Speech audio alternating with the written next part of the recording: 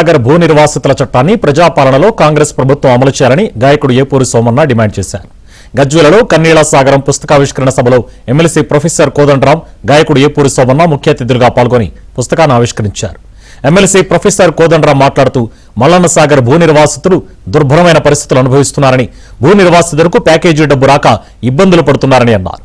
ఏపూరి సోమన్న మాట్లాడుతూ మల్లన్న సాగర్ భూ నిర్వాసితులకు న్యాయం జరగాలని డిమాండ్ చేస్తున్నామని డిమాండ్ చేశారు. ఇద్దేడ్చిన వ్యవసాయం ఉండదు, రైతేడ్చిన రాజ్యం ఉండదు. ప్రజాపాలనలో ఏ ప్రజలు కూడా కన్నీళ్లు పెట్టుకోవద్దు. అందుకే ముఖ్యమంత్రి గారికి ఆ సమస్య అన్ని విషయాలు తెలుసు కనుక రేవంత్ రెడ్డి గారు భూ నిర్వాసితులకు న్యాయం చేయాలి.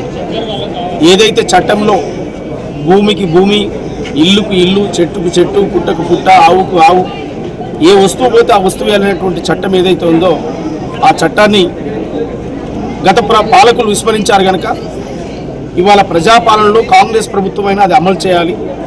కాంగ్రెస్ ప్రభుత్వం మళ్ళీ ఇంకోసారి అధికారంలోకి రావడానికి, ఇంకా 4 కాలాలు పాలించాలంటే ఈ అన్యాయం జరిగినటువంటి బిడ్డల పక్షాన ఉండాలి. వారికి న్యాయం చేసేటువంటి బాధ్యత గౌరవ ముఖ్యమంత్రి రేవంత్ రెడ్డి గారు తీసుకోవాలి. గౌరవంగా ఇప్పుడున్న చోట బతకడానికి వాళ్ళకు కూడా రకరకాలైనటువంటి రీతిలో బతుకు తెరువు కల్పించే ప్రయత్నం చేయాలి.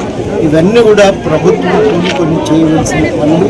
తప్పకుండా వాటి కోసం మేము సందర్భంగా ప్రయత్నం చేస్తామని ఈ మల్లన్న సాగర్ నిర్వాసితులకు హామీ ఇస్తున్నాం.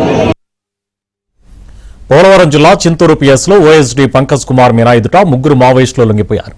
ఛత్తీస్గఢ్లో మావోయిస్టులు లక్ష్మి, కదిటి వెంక, లక్ష్మయ్యలపై పలు కేసులు ఉన్నాయని పోలీసులు తెలిపారు. ఛత్తీస్గఢ్, ఒడిశా అండ్ ఆంధ్రప్రదేశ్ లో లాస్ట్ ఒక 2-3 years లో హెవీ ఎక్స్చేంజ్ ఆఫ్ ఫైర్ జరిగింది. చాలా మంది పెద్ద పెద్ద కేడర్ అందరూ చనిపోయారు. సో వీళ్ళు కూడా మోటివేషన్ డౌన్ అయింది. ఈ పోలీస్ క్యాంప్ ఎస్టాబ్లిష్మెంట్, మన ఏరియా డామినేషన్, సో ఈ భయంతో రిటర్న్ మళ్ళీ విలేజ్ కి వచ్చారు అండ్ సరెండర్ చేస్తున్నారు.